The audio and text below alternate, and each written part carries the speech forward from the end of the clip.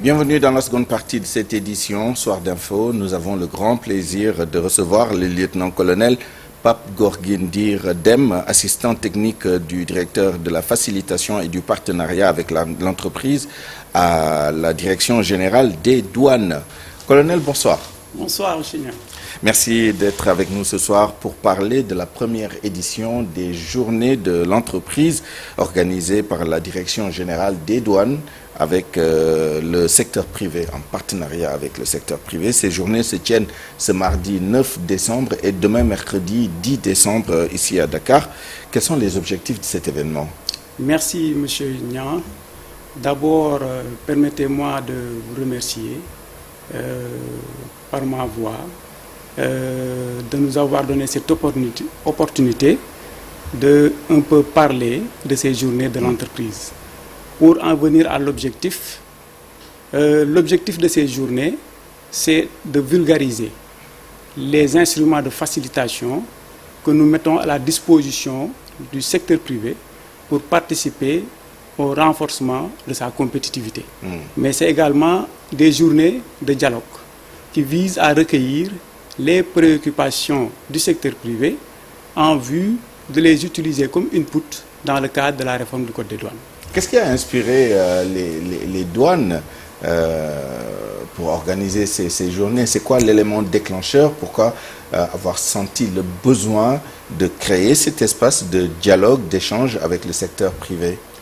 Oui, donc il faut dire que ces journées font partie, en tout cas, du calendrier de l'administration des douanes. En fait, c'est des journées qu'on organise chaque année en partenariat avec le secteur privé. Mais il s'est trouvé que depuis 2013, ces journées n'ont pas été tenues. Je dirais même que la journée n'a pas été tenue. Parce que c'était une journée à l'époque. C'était une journée à l'époque. Maintenant, ça, c'est le nouveau format et c'est la première édition de ce nouveau format. Effectivement. Donc, c'est le directeur général des douanes qui a décidé pour cette année que ce qui se faisait avant, pour cette année-là, que l'on fasse ça pendant 2 journées. Donc, pour cette année-là, donc, il y a 2 journées de l'entreprise au lieu d'une journée. C'est en tout cas pour écouter les entreprises, recueillir leurs préoccupations pour mieux adapter nos instruments afin de les rendre plus compétitifs. Alors pour certains c'est un peu contre-intuitif, la perception qu'on a de la douane, c'est cette administration, cette grande administration de l'État du Sénégal qui joue le rôle de soldat de l'économie, donc tout ce qui est contrôle des opérations, des acteurs économiques, soit qu'ils importent des biens et des services aussi, ou qu'ils commercent à l'intérieur du cordon douanier. Or, là, vous vous présentez comme une administration qui facilite, qui dialogue. Comment expliquer, ou en tout cas, quel est le point d'équilibre entre ces différentes fonctions des douanes? Merci, M. Nian. Là, vous me permettez un peu de revenir sur les missions de l'administration des douanes. Il est vrai que pour la plupart des gens, l'administration des douanes est uniquement là pour liquider les droits et taxes, alors qu'en réalité, il y a derrière une mission économique qui même est beaucoup plus importante. Et c'est dans le cadre de cette mission économique-là que nous mettons en place des instruments de facilitation, mais également des régimes incitatifs pour effectivement accompagner les entreprises afin de leur permettre de mieux conquérir les marchés internationaux. Donc, pour dire que la mission économique est également une mission importante. Est-ce que vous pouvez nous citer quelques-uns de ces instruments qui sont à la disposition du secteur privé pour renforcer sa compétitivité? Merci, M. Nian. Donc, par rapport aux instruments de facilitation, l'administration des douanes a toujours œuvré dans le sens de mettre en place un cadre qui permet au secteur privé de se développer et de s'épanouir. Donc, en s'inspirant même des instruments internationaux, comme la Convention de Kyoto révisée, l'accord sur la facilitation des échanges. Donc, c'est sur la base de ces instruments-là que plusieurs, en tout cas, mécanismes de facilitation ont été mis en place, comme par exemple les procédures simplifiées. C'est des procédures qui permettent d'importer sur la base d'une simple déclaration simplifiée, provisoire. Maintenant, à charge pour l'importateur de régulariser cette déclaration 15 jours après. Donc ça, c'est une mesure de facilitation qui permet de réduire les délais de passage en douane.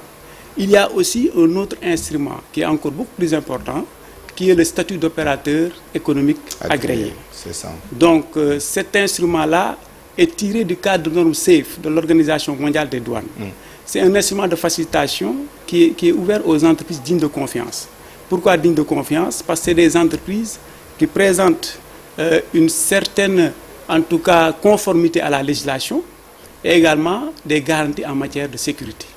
Donc ces entreprises-là sont dignes de confiance parce que sur le plan de la solvabilité financière, elles sont en tout cas, elles présentent des garanties. Sur le plan de la législation également, elles ne, en tout cas, commettent pas des infractions. Elles sont conformes. Elles sont conformes.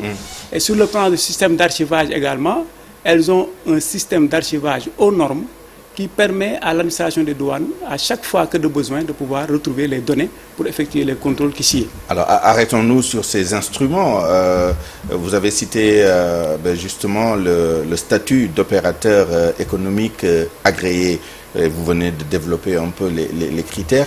Qui est éligible? Combien d'entreprises ont bénéficié de ce statut jusqu'à présent? Et quel est l'objectif de l'administration des douanes dans ce domaine précis? Voilà. Donc, c'est ce que je disais tout à l'heure. Pour l'éligibilité, il faut forcément respecter ces critères que je viens de lister. Les critères... Mais ça veut dire que ce sont les grandes entreprises bien établies, qui tiennent une comptabilité rigoureuse, sincère, qui ont pignon sur rue, pour ainsi dire. Donc ça exclut d'une certaine manière une certaine catégorie d'entreprises, les start-up et peut-être des entreprises qui sont en phase de croissance, mais qui n'ont pas, par exemple, cette culture de la tenue d'une comptabilité sincère, les entreprises familiales parfois. Oui, en fait, c'est un programme. Effectivement, qui est ouvert aux entreprises qui respectent un certain nombre de critères. Maintenant, pourquoi? Parce que les avantages que nous accordons, c'est un peu la mainlevée immédiate. Dès que la déclaration est enregistrée, l'entreprise a le bon à enlever. D'accord. Aussi, comme avantage, on accélère les procédures d'enlèvement. Également, en tout cas, les contrôles sont réduits sur les opérations de cette entreprise. Parce qu'il y a la confiance déjà. Parce qu'il y a la confiance. D'accord. Donc il y a une logique derrière. Ce qui veut dire que, puisque l'entreprise respecte tous ces critères-là, elle est digne de confiance. C'est la raison pour laquelle l'administration des douanes renonce à ses pouvoirs de contrôle. Donc vous comprendrez que toute entreprise ne peut pas bénéficier, en tout cas, de ce statut. Mais est-ce que vous accompagnez des entreprises justement pour qu'elles puissent avoir ce statut? Parce que plus on a d'entreprises, d'opérateurs économiques agréés, mieux c'est pour ces entreprises, mais aussi pour la douane. C'est une charge de travail en moins et plus de transparence pour vous. Absolument, absolument. Donc nous les accompagnons parce que nous les accompagnons pour se mettre à niveau. Il y a plusieurs instruments qui sont mis en place, notamment ce cadre de dialogue-là vise à la sensibilisation pour un peu mettre à niveau ces entreprises-là. D'accord, d'accord. Est-ce que vous travaillez avec d'autres structures comme le programme de mise à niveau, par exemple, est-ce qu'il y a une coordination entre les différents acteurs, y compris la douane, dans ce domaine-là? Oui, il y a une coordination parce qu'il y a le comité national de la facilitation des échanges. C'est le sous-comité national de facilitation des échanges qui regroupe tous ces partenaires-là. Donc tous les partenaires publics comme parapublics et privés. Alors, il y a le revers de la médaille, ce sont tous ces acteurs économiques qui se plaignent d'abord de la cherté du dédouanement et justement de ce qu'ils appellent les tracasseries de la douane. Qu'est-ce que vous répondez à ça? Les durées de traitement des dossiers, certains, on a vu des vidéos qui sont devenues virales de gens qui se plaignaient des montants qui leur étaient demandés pour dédouaner des marchandises et selon ces personnes, si elles devaient payer ces montants-là, elles ne s'en sortiraient pas en tant qu'acteurs économiques par rapport aux marges bénéficiaires attendues du commerce, par exemple. Par rapport à cette question, je dirais qu'en tout cas, nous sommes dans une communauté. Nous appliquons le tarif extérieur commun de la CEDEAO. Donc, pour les importations qui sont faites en bonne et due forme, donc les droits et taxes qui sont appliqués sont basés sur ce tarif communautaire-là. Donc, voilà, donc pour des importations importées en bonne et due forme, je vois mal que peut-être les droits et taxes soient en tout cas si exorbitants, si effectivement les gens passent par en tout cas les voies prévues par la réglementation. Alors j'ai vu dans la littérature relative à la douane, aux douanes sénégalaises, qu'il y a aussi tout un travail qui est fait dans le sens de la digitalisation, de la facilitation justement par l'utilisation du numérique pour raccourcir les délais de traitement, mais aussi pour sécuriser non seulement l'assiette, mais aussi toutes les transactions qui sont faites entre la douane et les acteurs économiques. Où en êtes-vous? Effectivement, donc ça aussi c'est un chantier qui est en cours, c'est la modernisation des procédures. Mais il faut dire que les procédures, en tout cas douanières, ont en grande partie été dématérialisées. Par exemple, pour Gaïndé, aujourd'hui, pratiquement toutes les procédures dans Gaïndé sont dématérialisées. Vous avez tout dématérialisé au niveau de Gaïndé? Au niveau de Gaïndé. Donc pour les procédures de dédouanement. Maintenant, c'est vrai qu'il y a d'autres projets qui sont en cours aujourd'hui et qui vont permettre effectivement de mieux fluidifier les opérations de dédouanement. Et votre coopération avec la DGID, je sais par exemple que maintenant vous travaillez pour pénaliser ceux qui ne sont pas conformes au plan fiscal.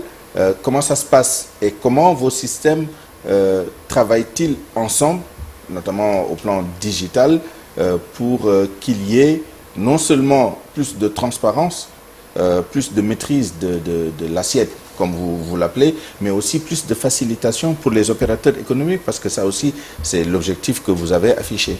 Effectivement. Donc, il y a un travail de coordination qui, effectivement, se fait entre l'administration des douanes et la DGID, notamment entre la direction du système d'information des douanes et la direction de l'informatique de la DSID pour ce partage de données-là, afin de mieux suivre les entreprises qui ne respectent pas le paiement de ce prélèvement-là. Et il y a un prélèvement de conformité fiscale, c'est-à-dire qui est de 12%. 12%, d'accord. Pour les entreprises qui ne sont pas conformes, ou en tout cas qui ne sont pas à jour avec la Direction générale des impôts, la douane applique justement ce prélèvement. Il y a votre programme PROMAF, le programme de modernisation de l'administration des douanes. Où en êtes-vous? C'est un programme qui se poursuit, donc qui permet à la douane de lever des recettes en vue de sa modernisation, notamment sur les projets digitaux. Où en êtes-vous? Quand est-ce que ça va s'arrêter quand même? Et jusqu'à présent, qu'est-ce que vous avez pu faire avec ce programme-là? Oui, donc pour ce programme-là, comme vous l'avez dit, c'est le programme de modernisation de l'administration des douanes. Donc qui a permis un peu d'acquérir beaucoup de matériel qui aujourd'hui ont renforcé les capacités d'intervention des unités en termes de surveillance.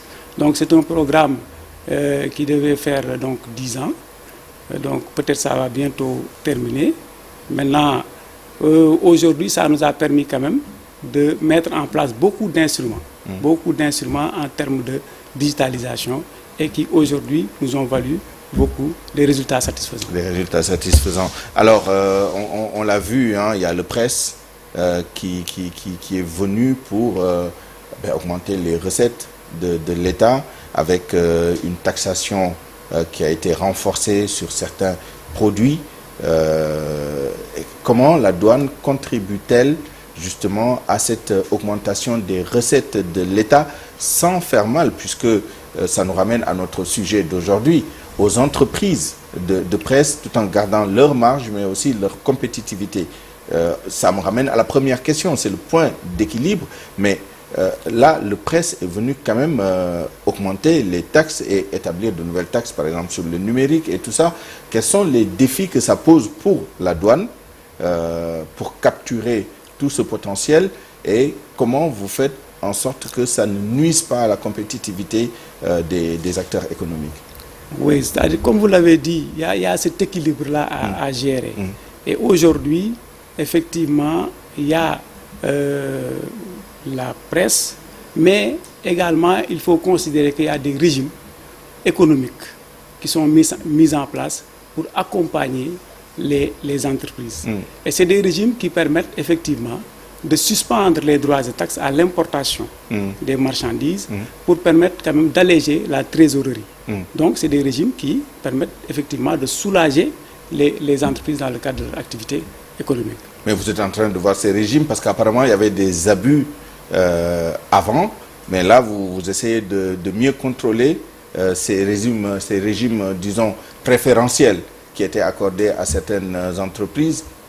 Oui, en fait, ces régimes sont toujours suivis et contrôlés. D'accord. Parce qu'effectivement, on accorde des avantages sur des droits et taxes.